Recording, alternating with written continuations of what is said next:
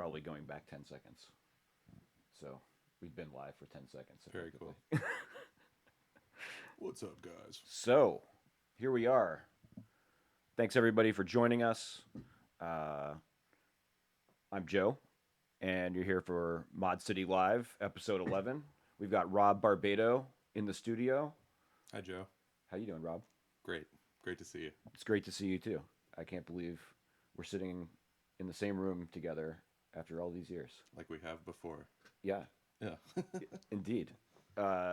So, tell us a bit about what you've been doing recently. Well, so I guess since we last left off, which was probably about 15 years ago. It must have been, yeah. Yeah. I've gone from being a touring musician and making records to doing a bit more music production and then producing music for media and getting into that world and being a little bit more in the studio and less out on the stage under those hot lights. So, tell us about some of your touring experience because I know you've been in some successful groups. You've probably had some experience that a lot of people would love to hear some stories about. You don't have to tell the not safe for Yeah, sure, the absolutely. public Yeah. stories, but what's it like being on tour? Tell us a little bit about that part of your life. Well, so I guess after we finished up at Berkeley, I moved out here to Los Angeles, and I ended up meeting Tim Presley, who is this really great songwriter, and we started a band together called Darker My Love, and put out a handful of records and toured the States and Europe, and also during that time we ended up becoming the backing group for Marky Smith in the fall, and did made some records with him and toured with him all over England and stuff like that. And so um, generally we just you know worked really hard, played music, and I don't know, had a good time. So So, Darker My Love was pretty successful. You guys, yeah, it was moderately successful. I mean, I think uh, like anyone in the mid 2000s dealing with sort of the financial, you know, collapse and the sort of changing of the music industry from a physical format to more digital stuff was like really challenging. We were kind of at this sort of last, I guess, gasp of how they used to do it, where you would get large advances and be in have flight cases for your gear and having a Econoline and a trailer and stuff like that. And then shortly after that, people were touring, in minivans and kind of keeping it smaller. And it was even more like DIY than how we were doing it. So um, that was, I think like really informative on how to, I guess, make a living and sort of like figure out how to be a musician in this modern whatever we're in, So yeah, that was really when touring by car or van became very difficult because of the price of gas and gas prices, like less people were spending money on going to see entertainment. It's like it yeah. it was tough. It was hard to have, a job when you came back from tour to help pay the bills. And yeah, I don't know. It was at the same time amazing times, and wouldn't trade them in at all. But it's Sure. also like a hard grind to be able to do that. So How did you manage that type of a lifestyle? Because the touring lifestyle is not the healthiest to begin with.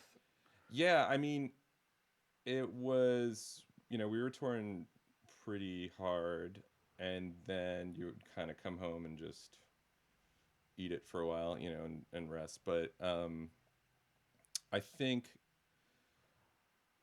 you know, we we made it out of it, and it's like we got through it. And some folks are still doing it, but it's much harder, I think, than it used to be in even the 90s.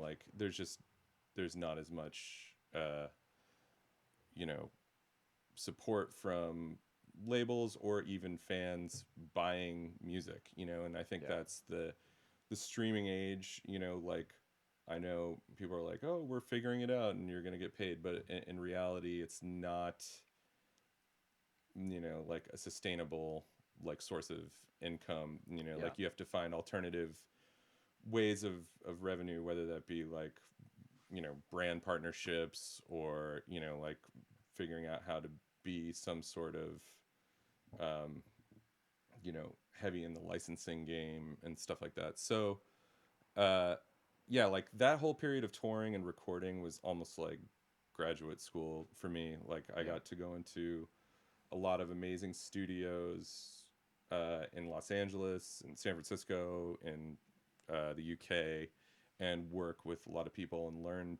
from them how to, be in a studio, how to make records, and then people outside of just the sort of production aspect, even folks that were on the business side who were licensing tracks and, helping facilitate artists to, you know, make a living. So, and like, I think that's kind of gotten me to this point of where I am with my work at Squeaky Clean, and then also with, um, I think producing records is like, how can I be a conduit for artists to make art and make a living, and then at the same time help these brands be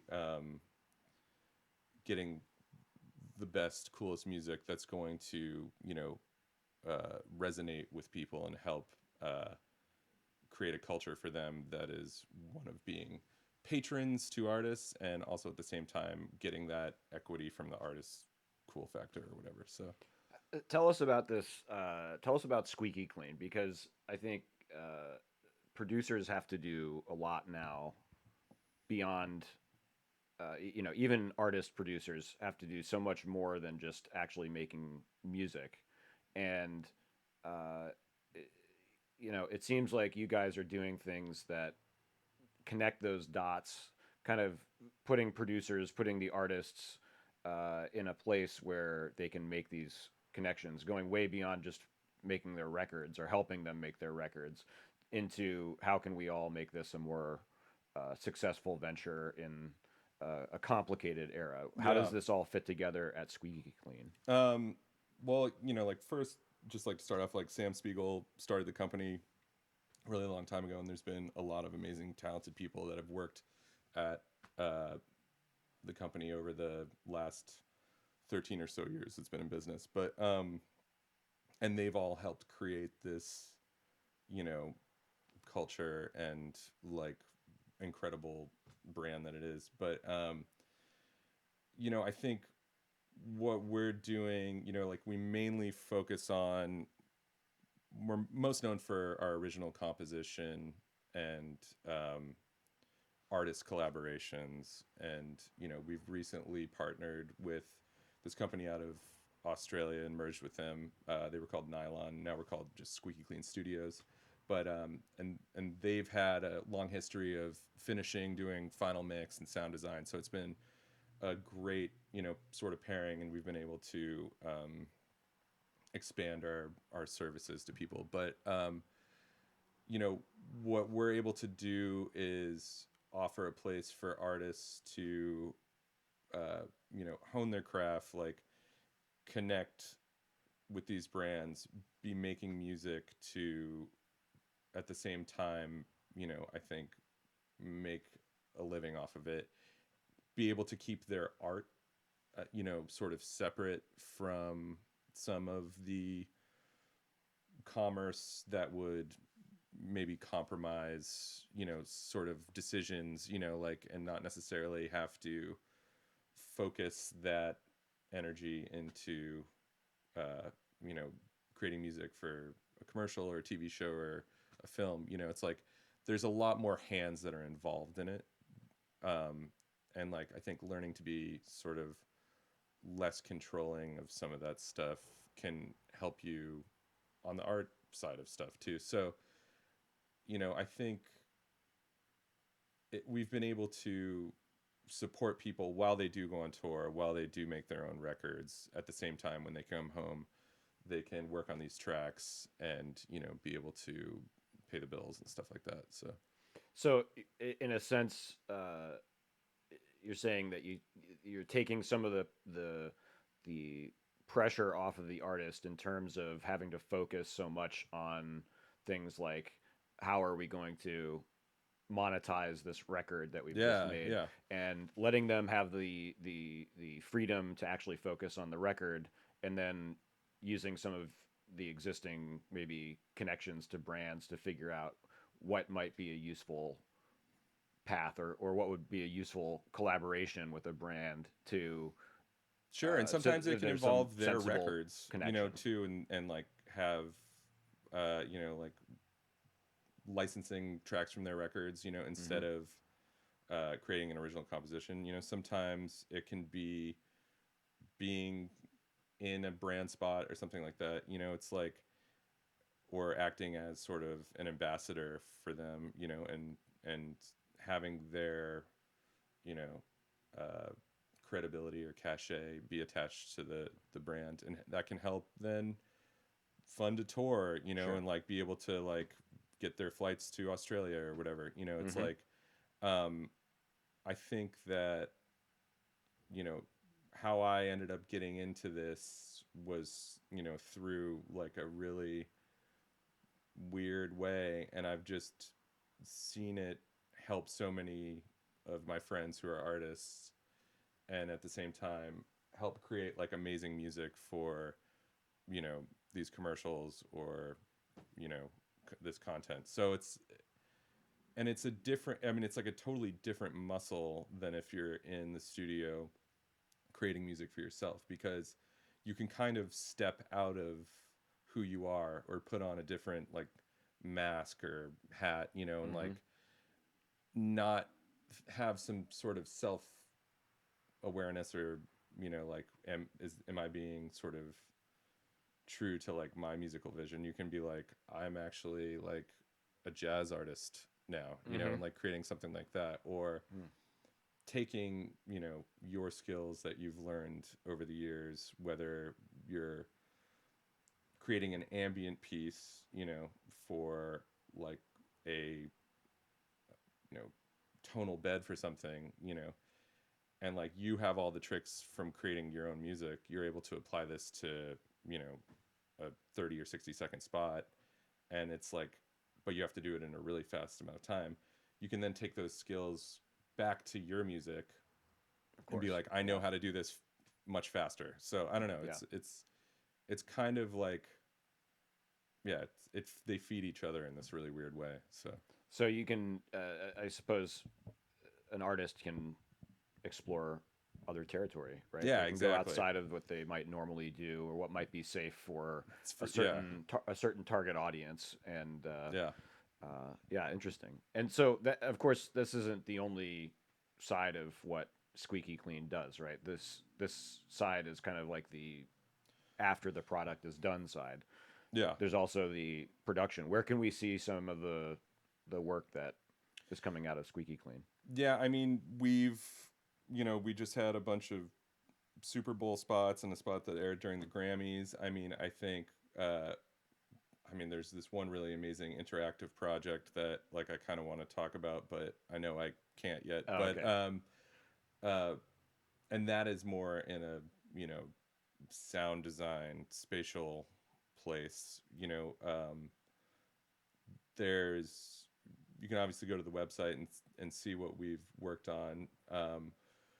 We've done, partnerships with brands where we're helping them with their full strategy in terms of like, what is the sound of this company, what are we trying to, um, feed back into the world beyond just like seeing a profit from, their product. But Mm-hmm. um, I think, yeah, you can see it on TV, you can see it in films, and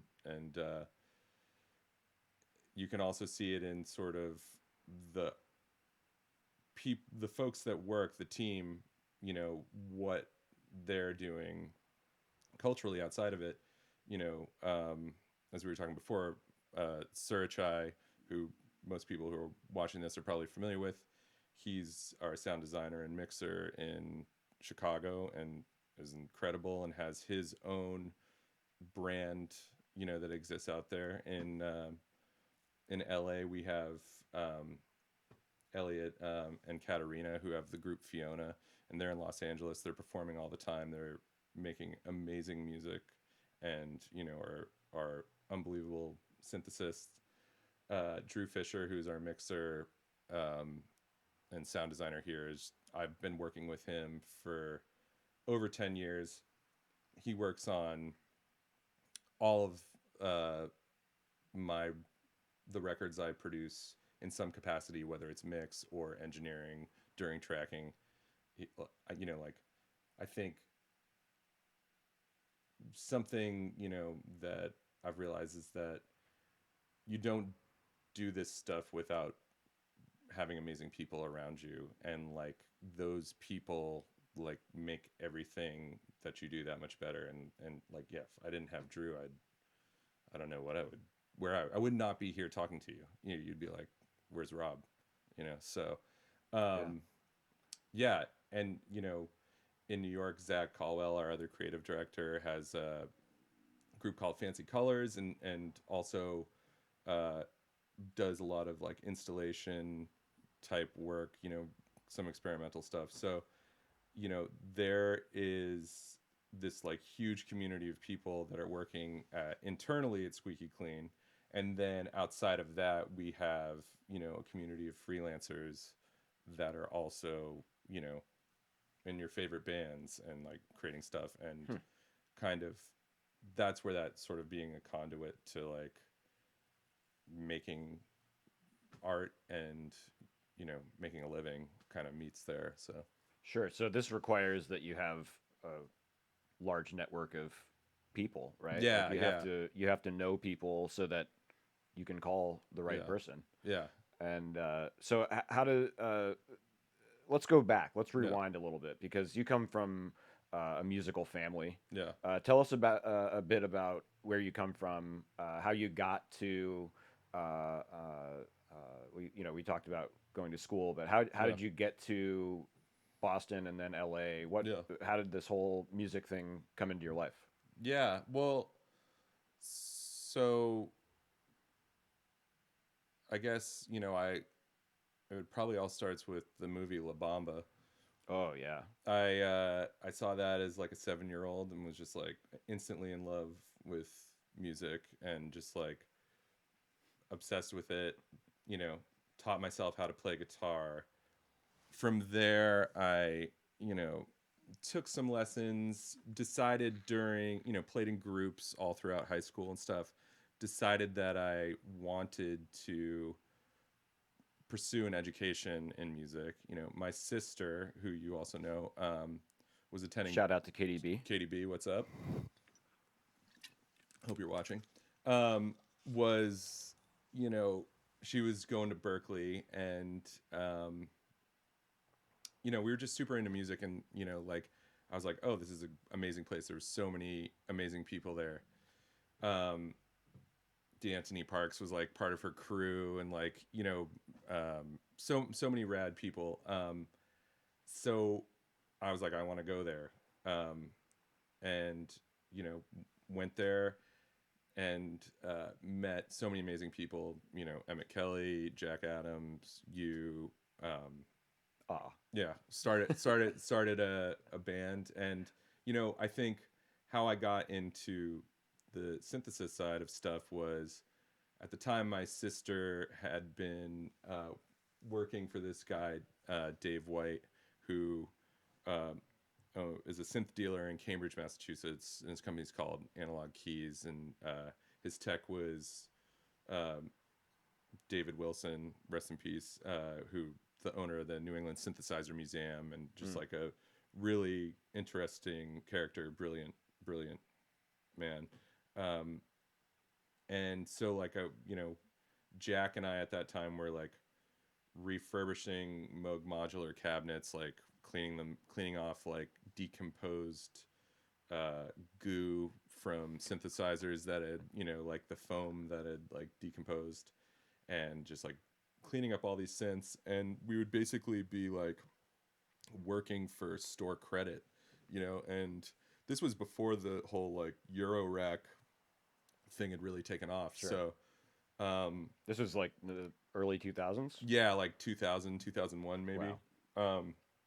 So yeah, and at that point I ended up I was going to either do music production engineering or the music synthesis program. And I kind of saw that the recording industry was moving away from sort of large format consoles and tape machines and flying faders and like proprietary computers, and moving into digital recording. Pro Tools, Logic wasn't the Logic it is now, but and Berkeley really pushed Digital Performer back then really hard too. They had some sort of partnership with them or something.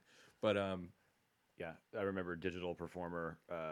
We were kind of forced to learn how to well, use MIDI like, in Digital Performer. Exactly. Yeah. We didn't have the ease of. It was Vision, I think, when we got in there, and then they quickly like changed it.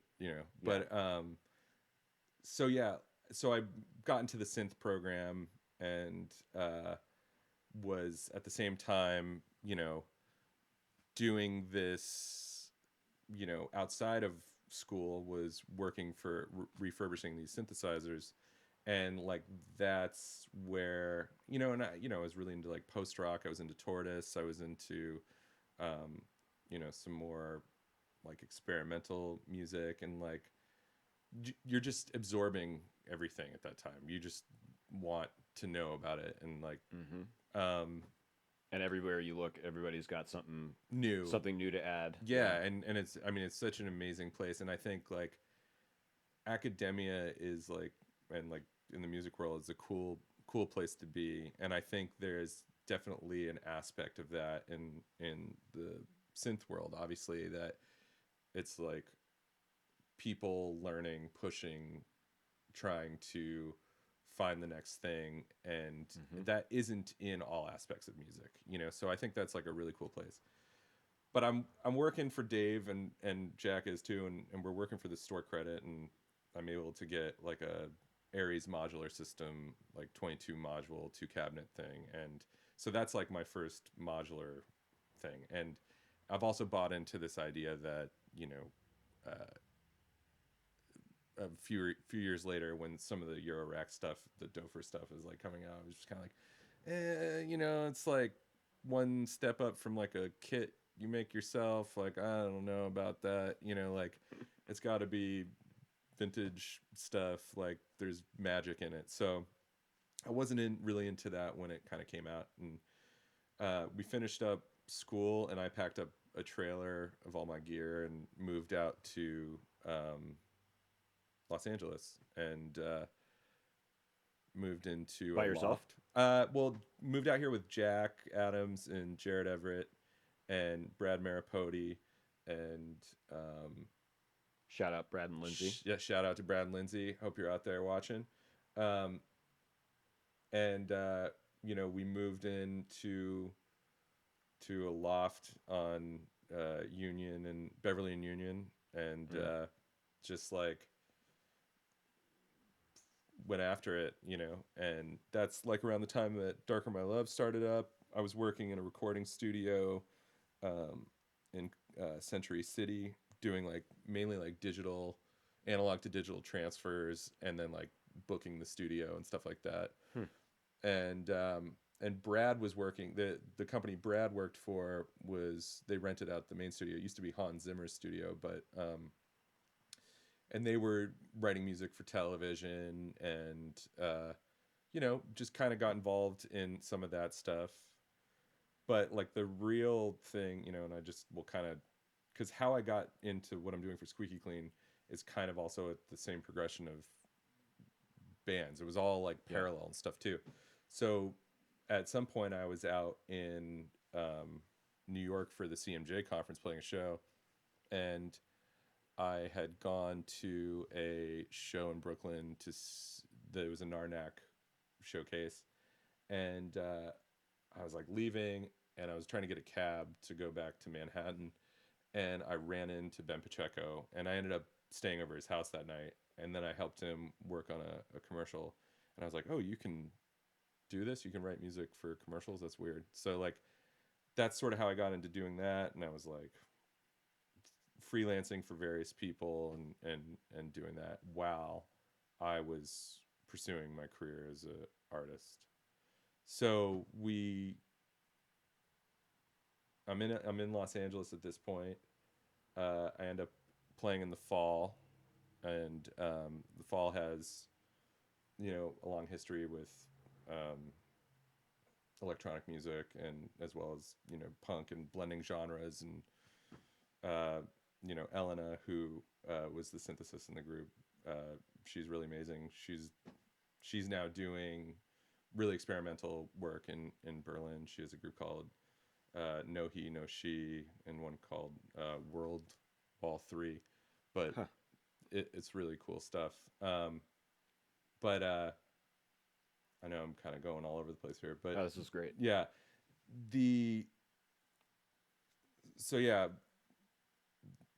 at this point, I mean, I guess I'll try to get back to kind of like the synthesis aspect of stuff, or like, but I didn't really get into the Eurorack stuff until like, I don't know, 2014, and like once I kind of saw the Make Noise stuff and the Verbo stuff, and like how that could be integrated into my systems, and how like it was a blend of this digital and CV based stuff. I got like really back into it, and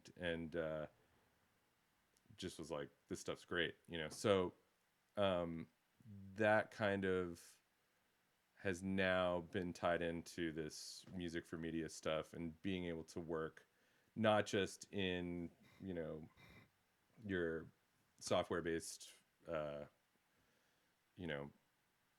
sample based stuff, but then going outside of the box and being able to incorporate that back into these compositions. So I didn't even know about your synth job in Oh, you didn't? in Boston. I had no idea that you were doing that. That sounds yeah. amazing. I mean, it started off like, I think the first thing I got was like a theremin, even before I worked there, and like that was like my first dipping my toe into kind of electronic music. I feel like I remember you bringing that to Chris Rodehofer's basement. I sure did. Sessions. That's right. Oh my God, I sure did. Yeah. And that was like a big briar. It was before like Moog had got back the name, and then I bought a vocoder from Dave White, and that's kind of when I started like working for him a little bit. And then it was like pretty much, I don't know, 3 or 4 days a week.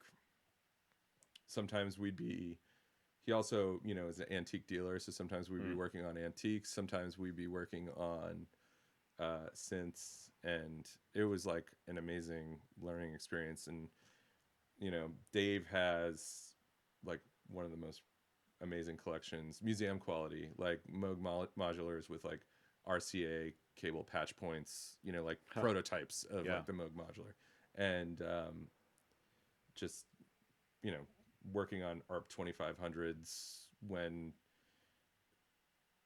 he got a lot of this stuff when people were like throwing it away, know, and like that's kind of, it just seemed everybody had moved to digital synthesis. But I think once all of the like modeling of that stuff kind of came back, people were like, oh, this is cool, maybe we should get into it. And then I think that's kind of what helped spark, and people wanted that modular capability, but the affordability aspect was like impossible. And it's even it's like worse now, but anything. Well, people also I think tired of the screen a bit. Yeah, yeah. People wanted something they could touch. So Tactile. Yeah, yeah, totally. um, well, talk to us about your process. You've got this uh, super uh, diverse history of both production, synthesis, playing live instruments. Hmm. What's your process like when you are producing for a group, or you get a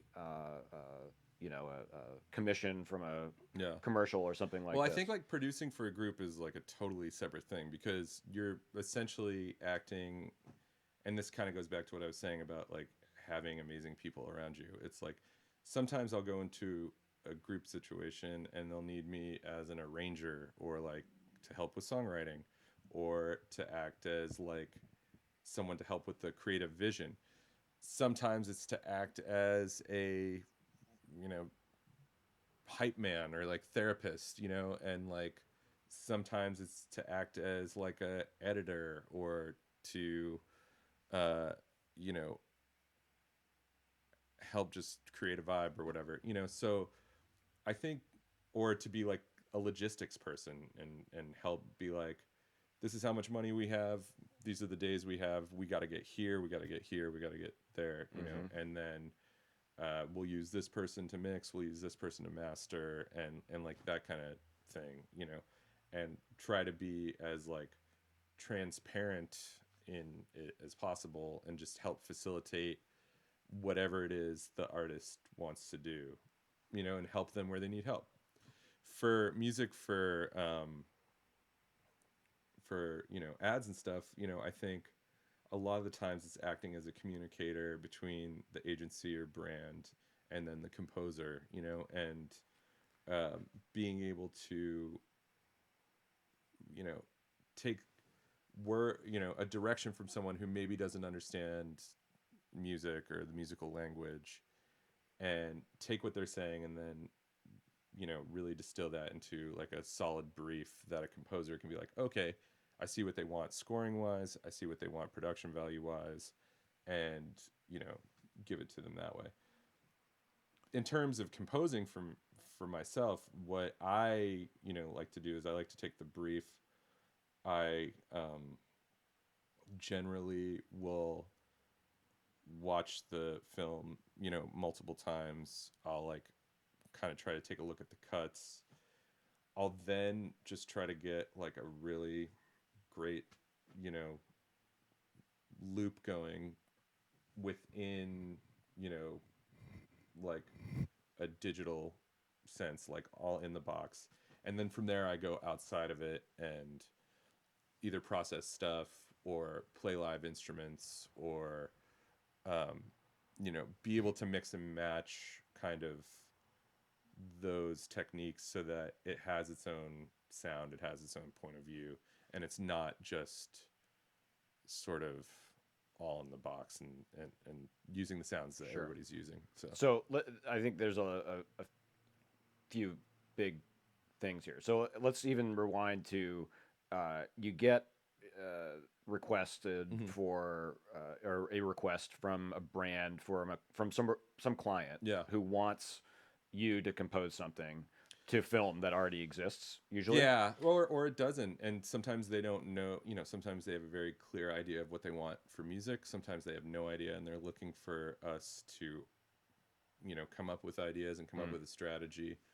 Sometimes they think they have the idea and it's not working, and you have to come up with other ideas. But yeah, like we get on a phone call, we kind of talk it through with them. It's very similar to working on um, any sort of thing, and this is kind of, you know you conceptualize what it's about.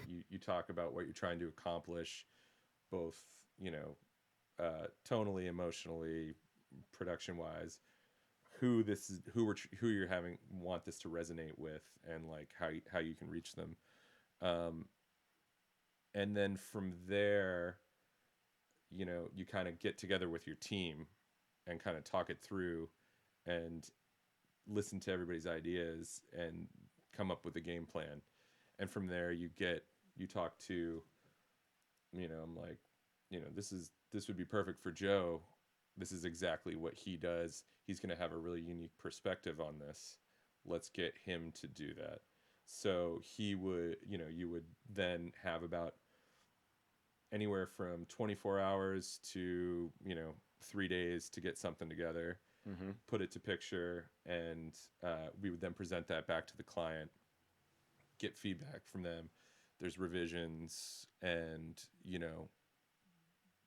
essentially get it to the point where the agency's happy with it. They present it to the brand client, and from there, it goes into final mix and sound design. And Interesting. So you have a couple of layers here where there's right. a lot of layers of approval. You get like you were saying, a brief, a descriptive piece of information, maybe coming from the meeting that you have with the client. Yeah. Here's what you're filtering Yep. what they're saying, which might have nothing to do with anything musical whatsoever. Yeah. They might just be trying to convey feelings, Yeah. and you have to translate that into something that at least another composer or you yourself have to translate it for yourself to finish a product or a project if you're doing it yourself, into something that they can understand and work with it musically. Yeah. And then they're going to have a day or a little bit more than a day, basically, to turn something around, get something in. Yep. Right, which is a lot of pressure. Yeah. And they have to do it basically to specifications that the client and or you or the company are setting, right? Yeah, and there's also other like moving factors in it, like the edit of the picture is constantly changing, and the animation Right. and visual effects are constantly changing. So like you learn to be less precious with stuff, and like be able to sort of take the scalpel to stuff, and sculpt it in ways that, like, when you're creating art just for art, you're not necessarily thinking that. You're like chasing an emotion Right. inside of you, and you're trying to like put that feeling into sound, like, or memory, or So whatever it is. So you're trying to do that, but at the same time you have to listen to all of these other people and all of these other factors, and not be like, well, no, it doesn't sound how the feeling that I thought. It's like, right. it has more to do, it's like more of a collaborative thing. And You have to have a thick skin, or else. yeah, I mean, it's a lot of rejection. It's a Yeah. lot of people being like, I don't like that. Yeah, you need to fix And XYZ. and you're like, cool, you don't like that, what do you like? And it's a lot of kind of trying to pull that stuff out of people, which is challenging to do, because music is difficult to talk about. It's like ethereal, Yeah. it's not a physical thing, and so it's hard for non-musicians to feel comfortable talking about it, because everybody has their own tastes, everybody has their own aesthetics, like, at the same time, music fans and audio fans tend to be, unkind sometimes, or like too cool, or whatever. And like, I think you're just creating an atmosphere that's like, I don't know, safe for people to talk and feel like they can try to get their point across. And then that's my job, to be able to get that to musicians, to be able to make that happen. So, And then you have to be able to speak to them in that voice that doesn't shatter their fragile existence Totally, when things yeah. aren't quite right, and you know how to voice those criticisms without being cutting. Yeah, exactly. Totally. That itself, I think, is a politically complicated. It's, I thing. mean, yeah, it's like, that's what's weird about this kind of work, is that like, it's something you're so passionate about, and like have been your entire life, to be able to sort of separate yourself from like that criticism, and your self-worth and all of that is kind of a difficult thing. And I mean, I think that the same thing goes for like kind of creating art too. It's like, at the end of the day, we're all just people, like trying to get by. So Yeah. like it doesn't make a difference whether people like your music or not, as long as you like it, Yeah. So As long as you put your heart and soul into it. exactly, That's all exactly. that really Have matters. fun doing it. Yeah. It's like that's the point of it. That's why you started doing it, because it made you feel something. And ironically, that's the part that will connect with people. Exactly. Yeah. That's the part that is the real Authentic. ethereal bit that you can burn into Yeah. a track, is if you're actually enjoying that process. Yeah. You just have to not think about it too much. True. But at the same time, think about it really intensely. I don't know. All the time, yeah, and not be able to ever get it out of your head. Yeah, totally. I think also you were making some really important points about being a producer, working with artists to realize their vision, and how many things a producer can and sometimes has to be for an artist, right? It's not just, okay, let's make you sound a little bit more like Nirvana, or a little bit less like, whoever. Yeah, or like compress the drums, or like, or just being an engineer or whatever. Yeah, totally. I mean, it's like, and there's like amazing producers that like aren't amazing engineers. I mean, I'm not a great engineer. Like I consider myself to be like competent, but part of being a producer is getting the great engineer in the room to do it. Indeed. That's right for that. Or getting the great drummer in there, or getting, the like right format to record on. Because like it might be recording on tape is better for this group, or it might be that you're going to really need to lean into, having MIDI capabilities, and then being in Logic, or, versus Pro Tools or whatever. And like making some of those decisions that aren't necessarily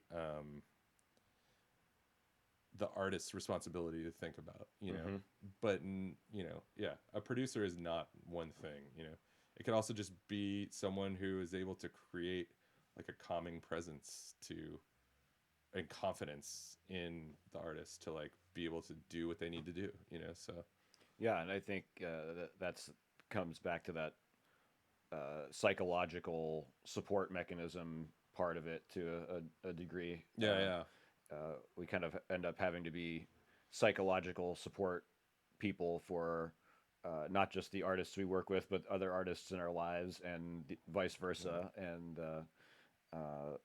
it's I think the other part that really maybe stuck out to me was your point that really the fact that Squeaky Clean also extends beyond the making of that process, and to kind of helping that artist see a bigger vision than just this record or this track that we're working on, and not just helping their sonic product building, but also their bigger, even beyond the corporate brand building. You're helping to build the brand in a sense of the artist. Yeah. And that is another role that the producer often has to take, right? It's almost more of a management role in some cases. Yeah, totally. Yeah, or strategy, or like being able to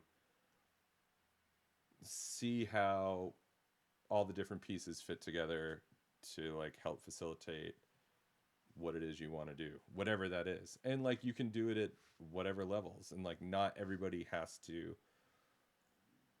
make music their career, and not everybody has to make art their career, but like you can still do it at sort of whatever level makes you happy.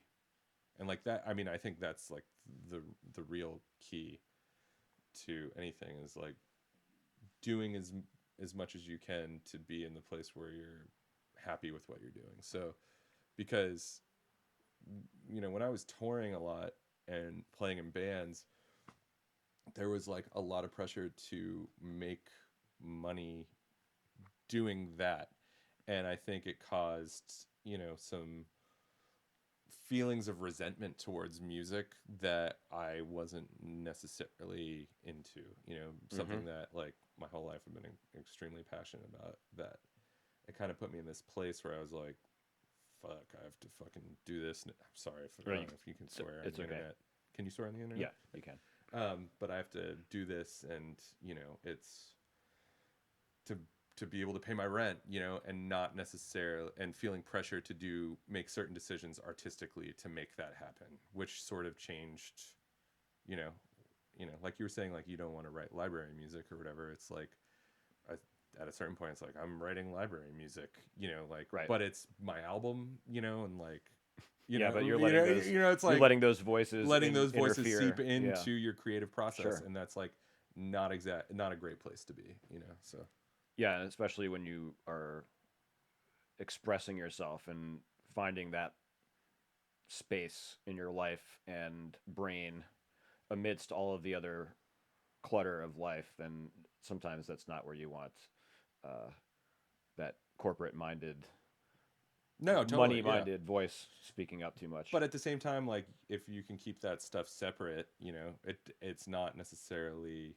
then it's like not seeping into that, but you're using these skills to be able to fund that. It's kind of a different way of funding your art. So, and keeping it separate so that it can be purely for getting that feeling out and Yeah, expressing it, you know, for expression. yeah. It's funny how that line is drawn in so many different ways by different artists. What they will accept, Yeah, totally. ways that they can use their talents, maybe during the day while they're not doing their artistic approach at night. You know, playing in the clubs, doing those things. How can they make a living Yeah, using totally. these skills? Yeah.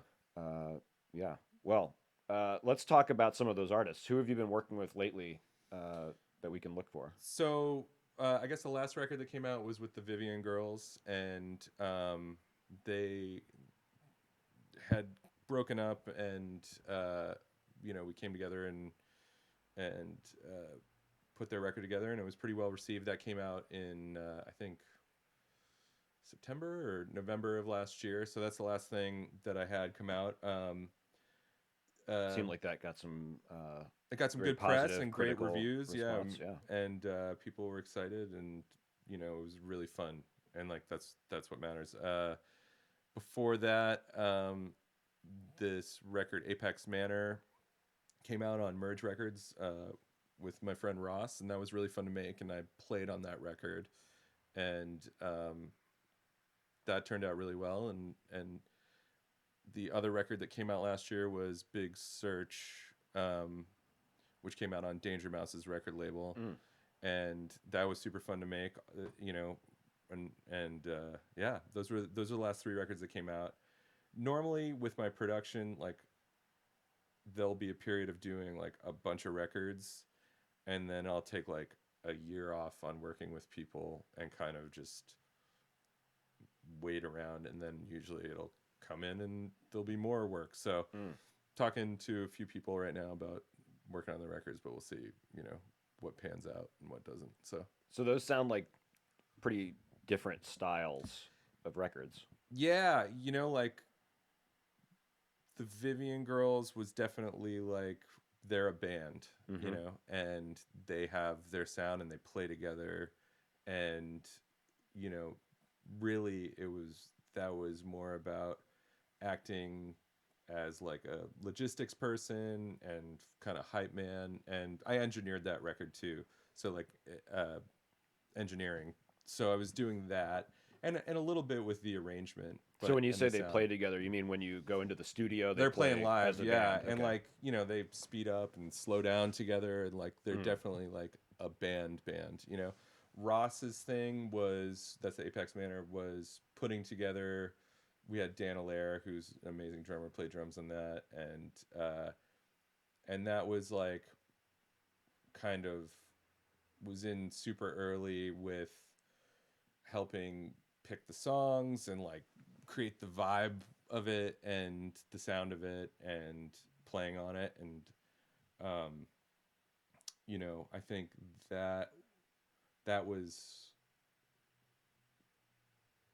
a really interesting record to make because his demos, you know, he's also like a great can record at home and had these like huge, fully fleshed out demos, but then we kind of deconstructed them, and I was like, write a couple more songs, maybe like this. And I don't know, I thought that record came out really cool. We, did a lot of like very speed tape manipulation on it, really and cool. like recording at faster speeds and then slowing it down so that it was very lush sounding. And then Big Search Matt Pop, he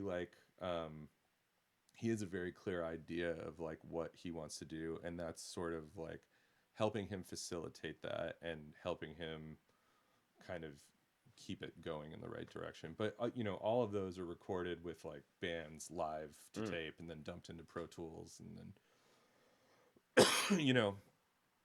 long editing processes and overdubs, and Is that a drastic editing process? Maybe not so much with the bands, but I mean, it's not with the performances, it's more of like with parts, like creating more parts and then taking parts out, and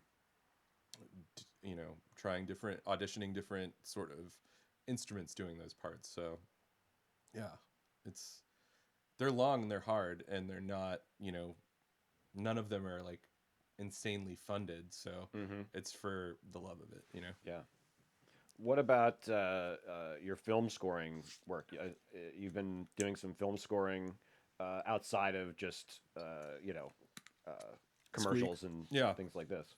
Yeah, I did a film called The Escort, which was cool.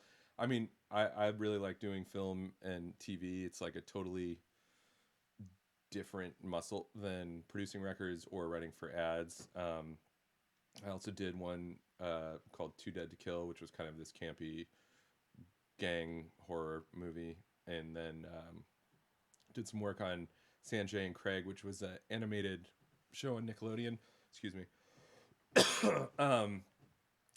And did some music for Mark Maron's TV show when it was on. Yeah. And the opening theme to the Gorburger show for Comedy Central. So it's a different thing, like for TV and for film, you're like trying to kind of create this like larger voice and like library that you can then pull themes from or moods from and be able to kind of quickly adapt them to picture, because all of that stuff is like compressed in the music aspect and getting stuff done for deadlines. So Yeah, everything is on a very short deadline. yeah. What's the longest you've had to work on a piece of TV or film music? The most lead time. I mean, I guess The Escort was like over like a 3-month period that I did that, but yeah. Was the film already shot? But the film was shot, but I was getting updated edits. But there was a lot of music to write for it, so it took some hustle to get that done. What's your process for film composition? Are you doing all of this stuff in Logic? Yeah, for the most part. Logic or Pro Tools. It depends on what part you're in. If you're needing to deliver it locked to SMPTE or not. But yeah, it definitely starts off in Logic, but then I'll bounce splits and bring it into Pro Tools and be able to do sort of more act as a music editor, because that's such a huge part of that, and being able to slide it to picture and then lock it and deliver it to them. So I mean, it's similar to writing songs for anything. Like, you're just trying to get a feeling and create,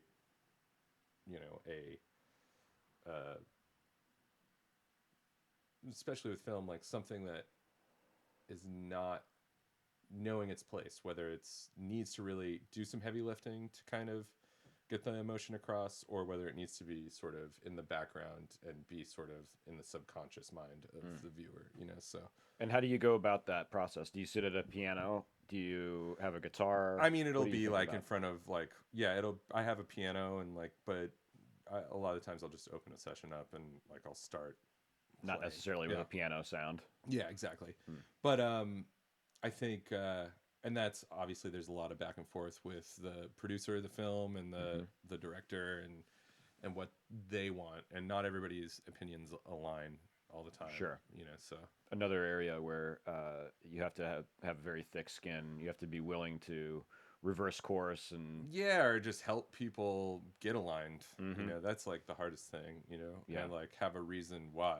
You know, yeah, yeah, and then choose your battles or whatever. You know, yeah, and sometimes the director, ultimately it's hard to argue with yeah, the director, the filmmaker. yeah, So yeah, so you end up having to go back and do a lot of things over, yeah, and yeah, it seems like a complicated process, yeah, yeah. time consuming. Time consuming for sure. Uh, would you say that's a 8 hour a day job? Yeah, 12 hour. 12 hour, Yeah, right? yeah, yeah, Maybe yeah, maybe more than yeah, than eight yeah, hours, right? yeah. Exactly. You kind of have to once the job And comes if in, you you're got to get just it done. doing film or TV, like that's all. There's also like the like sales aspect of yourself that you have to like be doing, which is like to- another skill in itself, where you have to go around and be able to like meet the showrunners, meet the producers, and meet the music supervisors, and be able to be a good person that they want to work with. And that, I mean, that's, I think that's with anything. It's like work hard, be good at what you do, and then also be like a nice person to be around, and like people Yeah, will want to work with you. and You get know? out of the house every once in a while. Go and meet. You have to go Yeah, and you meet gotta the go meet people, people. right? Yeah, You you gotta get you out of the can't house just have a sometimes. great demo reel. You Yeah, have to go exactly. and put it into people's hands, Yeah, exactly. and not be a complete weirdo when Yeah, you interact with yeah. people, and that itself is a A challenge for skill. us It's a sometimes. challenge for everyone. I think. Yeah, I have a hard time with it. but once you, It's like, am I a weirdo? You know, it's it's like like, riding a bike though. Once yeah, you get going, it's a little bit becomes a lot easier. easier. Yeah, Yeah, totally. but it's I think it's a challenge we all face to a Yeah, degree. for But sure. if you don't do it, then you never get that face time with the Yeah, people who need to know who you are. Just like you were saying, you need to be able to call the right drummer. They yeah, need to be yeah. able to call the right Or the film right scorer. composer, or yeah, exactly, totally. Yeah, very interesting. So, uh, what are you doing musically for yourself lately? I mean, I do a lot of modular experiments. I also write, songs. Just a lot of eclectic stuff. Like I love so much music and so many different genres that it just really depends on the mood. You know, um, that I'm in, of what I work on. It's a challenge to take um, uh, the time to focus solely on just creating like an album of stuff. So like I have to find spaces where I can work on my own music, while at the same time doing all this other work, whether it's record production or the Squeaky Clean stuff. So that's you know you have to set aside time. So, but yeah, a lot of weird modular stuff, kind of some more songy, some that are less structured. So Anything you're going to put out? yeah, I mean, I think eventually, I think it's slowly building up to the point where you're like, this is an album. Maybe it's like writing songs sort of without the purpose of trying to write an album, but like being like, these go together, and this feels like it's a concept, or like has continuity to it. Mm-hmm. So when it gets there, it'll get released, by someone, hopefully. Yeah. What do you think about the? Uh, just completely lost track of what I was going to ask you. Uh, Tell us about how you got into synthesis specifically, because you Yeah, were was it through working for the? I mean, it Uh, was like, uh, I mean, I think listening to Tortoise and like a lot of that thrill jockey stuff, mm-hmm, and like Mouse on Mars, and like just being into that kind of music, and I mean even like Radiohead to an extent, like mm-hmm. kind of being like, oh, this is really, it was like primarily like analog synthesis, that like got me into it first. And then it was that job, and it was at school, and and from there, it's just wild. Like I got really into like while I was in school, got really into like Max and Jitter and C Sound with Dr. B and stuff, and like got into the radio baton, but like like for my thesis, like I was using the radio baton to control the CMS synthesizer that they had there. Did you ever use that thing? It was like No. Phil Sirocco. He's like a big art tech type dude. He built this synth for the school because like this was all like pre Eurorack stuff. Like they didn't have any of that stuff at the school. They had like a 2600 and this CMS synth, and like no one was using it. The Nord modular was. They the Nord modular, which the Nord modular is dope. Yeah, you know, still shout out to Surachai who is busting Nord modular. She's still using one on the reg daily. Oh, man. Daily. Yeah, I think people who have them are hoarding them now. I think it's very difficult to find them. Yeah. But yeah, and like that's sort of how I got into it, and just, you know, and from there you just get into the different manufacturers and the West Coast versus East Coast style, and you know, it's just cool. I don't know. You know, it's like that's how I got into it, you know. Yeah. I was just interested, and it was just another aspect of music, you know. Did you know? Way to perform. Had you had much experience with synths before you got to school?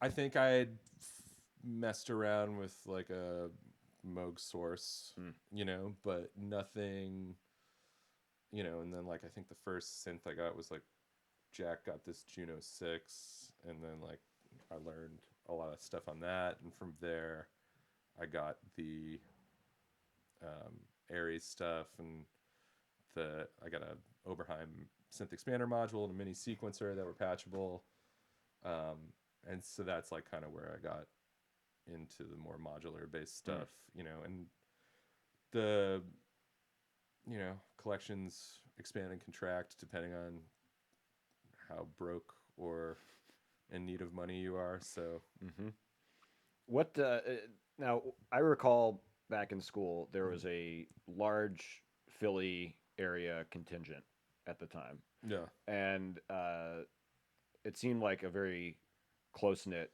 crew. Like I don't know if everybody knew each other beforehand, or if like Kovas and Craig and Paul Dilly, like the Doylestown crew. Yeah, exactly. Yeah, they all knew each other before, but they like lived down the street and from, you know, the Hooker Street house, which is where I lived, you know, where Dan Aid had lived, and John Shaw and stuff, and Brad and Lindsay lived there too. But yeah, they all knew each other before, and like I saw Craig. Like last year. I still talk to Craig every now and then. I saw him. He came through Austin and was playing ACL with the group Japanese Breakfast, who he produces and plays in. But yeah, I don't know what a bunch of those dudes are up to, but yeah, it seemed like there's a large group from Philly. Philly area. All played together. They're all amazing musicians. Yeah. So really, I think since we first met, you've been focused on, or not focused, but you've been clearly a strong proponent of this collaborative mindset, right? Yeah. I think from probably the first times I ever saw you play was in that basement when it was these all-night jam sessions. Yeah, those were fun. That were, you know, just they would go from the most rocky to spacey jam bandy stuff into the most ambient, weird, deep jams, and you know, I remember that at the time there was all kinds of collaborative, you know, collaborative work being made really in that Alston neighborhood. Yeah, and I mean, like the reason like I ended up in the Fall is because of Emmett, you know, and like because he was on Narnak at the same time, and I had played a show playing drums for him out here, opening up for Daniel Johnston, and then he recommended me to put the band together for the Fall, and like, you know, and Will Canzaneri like moved out here, and I got him in Dark of My Love, and and like I you know, it's like all the people that I met there are like most of them have influenced where I've gone with what I've done, and like I think that's a huge thing, is like, to echo what Tom was talking about yesterday, is like community and like being a part of a community. And the more you can be, have people working with you and work with them, um, you know, the better off and the more people are going to hear your music and the happier you're going to be. So, and it's something that's lacking just like in the world in general, is like community. So I, if there's anything anyone gets from this talk today, is like seek out being part of a community, you know? Yeah. Yeah. You have to find the people who can see and help you shine, and Yeah. the other way around, who Yeah, totally. we can give them opportunities as well. And these days, it seems like that's more important than ever in the music industry, because there are so few uh, gold rings to grab. Totally. You know, we have to work together, and it's through that collaborative effort that we start to lift each other up, right? Yeah, I mean, it's just about people and relationships and, you know, friendships, and that's the stuff that makes everything worthwhile. Yeah, I mean, I would say Darker My Love and that scene was sort of seemingly well removed from the Hollywood mindset, Yeah, yeah, right? yeah. But even going back to, you know, the big days of the record labels and movie houses and things, collaboration seems like it was always a very critical piece. Everybody had to get their piece, For sure. and I'm not in a, you know, sneaky way, in a, you know, let's support all of these industries in a sense. Yeah. What was the scene like for Darker My Love? And that, what scene was that? It seemed like it was I mean, it just the seemed like, heyday of Silver Lake. yeah, it was like a East Side.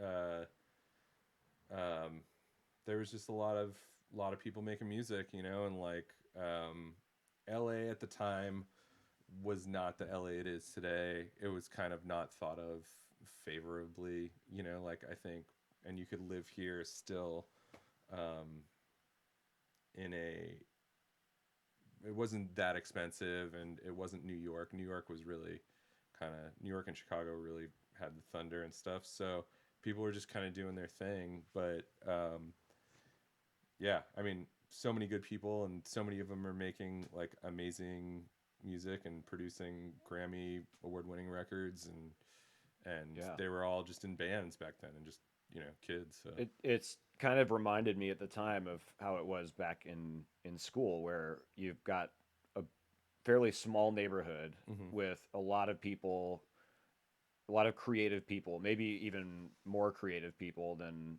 when we were in school, because we've got every other creative industry here. Yeah. But this fairly small neighborhood where so much art and music was coming from, and it seems like it really drove a whole era of rock, of Yeah. Yeah. post rock, I Yeah. suppose. Totally. Yeah, and I don't know. It was just fun, and you know, it wasn't as it hadn't, the whole digital streaming thing hadn't been figured out, so it was kind of like a weird world. And uh, I mean, there was still Indie 103. There was still like a big Yeah, rock radio station and stuff like that. So, you know, I think people consume music differently now, and it's a different, you know, it's a lot less album oriented, more single based stuff, but it's gonna be ever evolving, you know. So see what happens. what do you feel like? Yesterday we were talking with Tom Hall about AI. Where do you feel that is going to play into the process? I mean, I think in, it's going, like he was saying, it's going to push music along, you know, and use it as a tool to develop new sounds, to help speed up processes that people need done, you know, and it's going to free up time for, you know, more creativity. I think it's a good thing. I don't look at it as something that's going, you know, but it's similar to when synthesizers came out and people were like, it's going to put orchestras out of business, you know, Mm-hmm. but really it hasn't. you know, it just changed how music is made, you know, and it's another tool. So it's like you're not going to make, I mean, you can via sample based stuff have a pretty decent, you know, orchestral sound, but at the same time, there's something about the real thing, and people are always going to want the real thing. So, Do you think when the saxophone was invented, people said the same thing about the saxophone? This thing's going to put all the woodwind players out of business, or potentially, the yeah. I brass mean, players out of yeah, who business, knows? and If there are I people wonder. that are good at shooting themselves in the foot, though, it's musicians, you know, and like, Certainly, you know, like, so yeah, I don't, you know, I was going to mention the some kind of monster movie earlier yeah. in reference to The the production therapy, process. Yeah, yeah. exactly. Yeah. The role the producer has to play My in the lifestyle process. But determines my death style, man. Um, talk about shooting oneself in the foot. But yeah, yeah. I mean, you know, I think the AI stuff we don't even know yet. I mean, who knows what's going to happen with it? But yeah, I think in terms of how it's going to assist musicians, it's going to be much like how the internet revolutionized how people consume music. It's going to change how people create music. So I don't even know yet. You know, yeah, it's hard to it's predict. hard to predict. We're on Yeah, the front end of it. And yeah, I feel like a business like Squeaky Clean is in a good place to take advantage of those types of systems, and especially the artists who work with you guys. It seems like that would be a very beneficial yeah, and tool when you're under the gun like that. yeah, exactly. You know, when you have to get things done lickety split, when you've got requirements and expectations.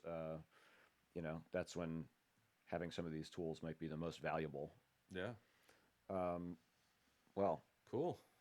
this is amazing. This is great. I really appreciate your So good coming to see by, you, man. Joe. Yeah, likewise, Rob. I mean, it's really, it's always a trip to catch up with people that we've, you know, crossed paths such a long time ago, and you know, I know we've been kind of close together in LA for a while, Yeah, but to see how far you've come since what was already quite a amazing to see success with your band, and now to see you doing so much stuff. It's very inspiring, awesome, man. and you know, just to see you have a different view of of this whole process. You've been through the artistic side of things. You've been through the production side of it, and Yeah, it's hard to marry those things together. And to hear your perspective, I think, is really useful. So really inspiring. awesome, man. Thank you very much for Thanks so coming, man. much. Thanks for having me. All right, everybody. Oh wait, look, here we are. We've got some questions. Do we have any questions? Well, I want to thank all the people in the chat room too for coming in here. Wambra, Nathan, Michael, thanks so much for coming in. Noise Bleeder, sorry I didn't mean to miss you. Really appreciate you guys coming in and sitting with us and having a coffee with us. And we'll be back next week with Patrick O'Brien, LA established modular artist Patrick O'Brien, really killer cat. Super excited to have him in here. And yeah, Rob, thanks again, man. This was Adios. really special. Take care, guys.